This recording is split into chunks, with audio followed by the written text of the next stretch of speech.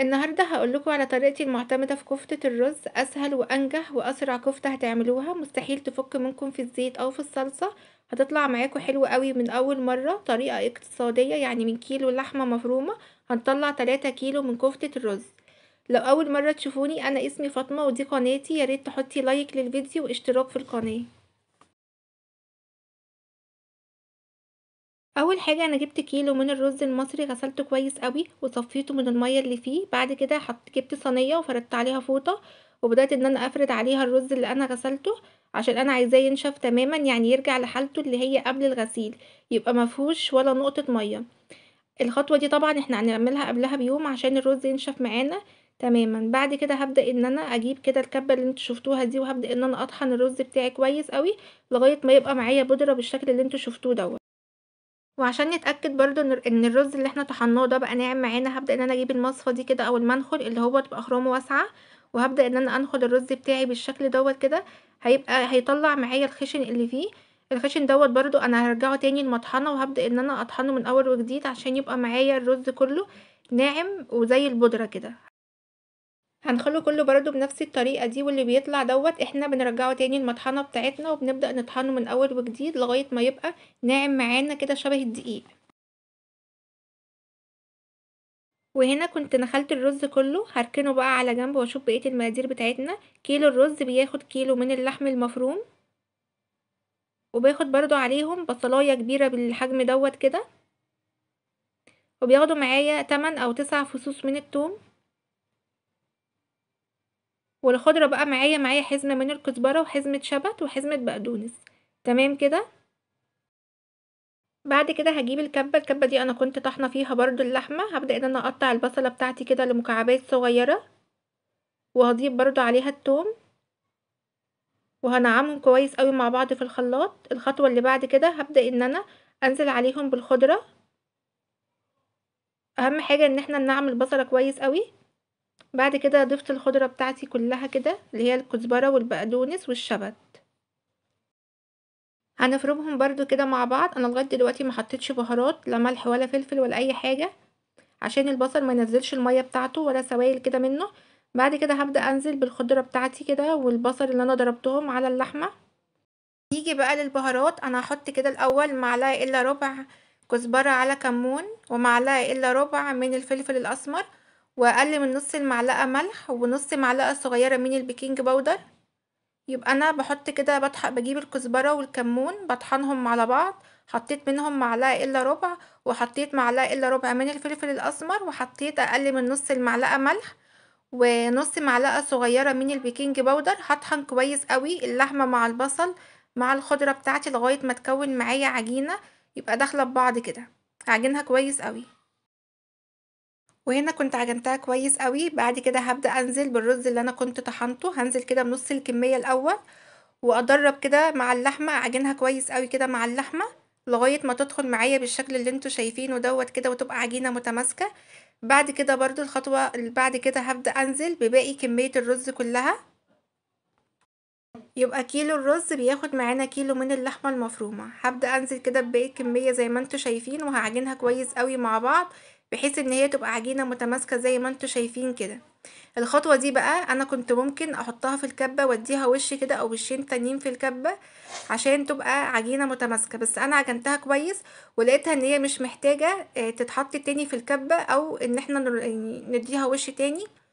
انتي لو انتي حابة بقى تديلها وش تاني كده في الكبة عشان تبقى متماسكة زي ما انتي تحبي. لكن انا عجنتها كويس قوي، انا عجنتها زي ربع ساعة كده لغاية ما ادتني الشكل دوت كده. بدأت ان انا اشكل كفتة الرز كده، لقيتها ان هي بتتشكل معايا بكل سهولة ومتماسكة. يبقى انا قلت كده خلاص مش هحطها تاني في الكبة، لكن انتي لو عايزة تحطيها في الكبة زي ما قلتلك هتحطيها. يعني لو انتي لقيتي العجينة لسه كده مفرولة معاكي هتديها وش او وشين في الكبة. تمام. وهنا كانت ما شاء الله متماسكه معايا، وما كانتش محتاجه ان انا احطها في الكبه تاني ولا اي حاجه، لان انا عجنتها وختمتها في العجن كويس قوي. الخطوه اللي بعد كده جبت طبق فيه كده شويه من الزيت، عشان هبدا اصبع الكفته بتاعتي، وهبدا ادهن كده ايدي بشويه من الزيت، واخد كده بقى قطعه من اللحمه اللي انا عملتها، وهبدا اكورها واعملها كده صباع بالشكل دوت كده. هبدا افردها على ايدي كده واسويها كويس قوي، وتبقى كلها حجم واحد كده من قدام ومن النص بالشكل اللي انتوا شايفينه كده. طريقتها سهلة وما خدتش معايا اي حاجة، اقتصادية جدا، يعني من كيلو لحمة هنطلع 3 كيلو من كفتة الرز. لو وصلتي معايا بقى لغاية هنا ياريت ما تنسيش تحطي لايك للفيديو وتحطي اشتراك للقناة. هكمل كده كل الكمية بنفس الطريقة، وحجم الكفتة زي ما تحبي، عايزة تصغريها اصغر من كده او عايزة تكبريها اكبر من كده حسب ما انتي تحبي. ما شاء الله الكفتة بتتشكل معايا بكل سهولة وما تفكتش مني ولا اي حاجة.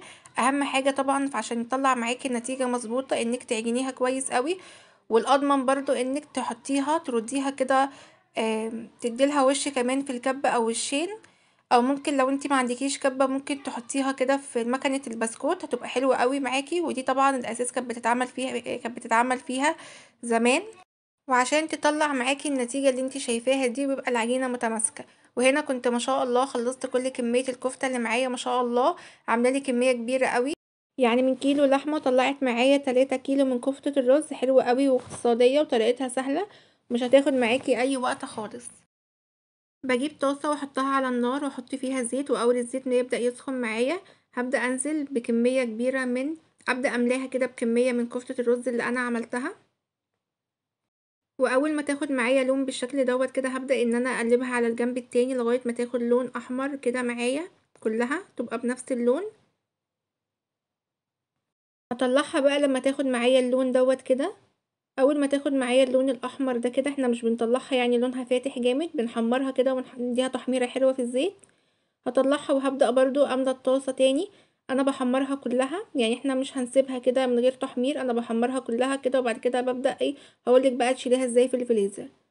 هحطها برضو كده في الزيت وهبدأ اول ما تحمر معايا من جنب هبدأ ان انا اقلبها كده على الجنب التاني لغاية كلها ما تحمر معايا وتبقى باللون اللي انتوا بتشوفوه دوت. اول ما تاخد اللون دوت كده هبدأ ان انا اطلعها من الزيت. تمام كده.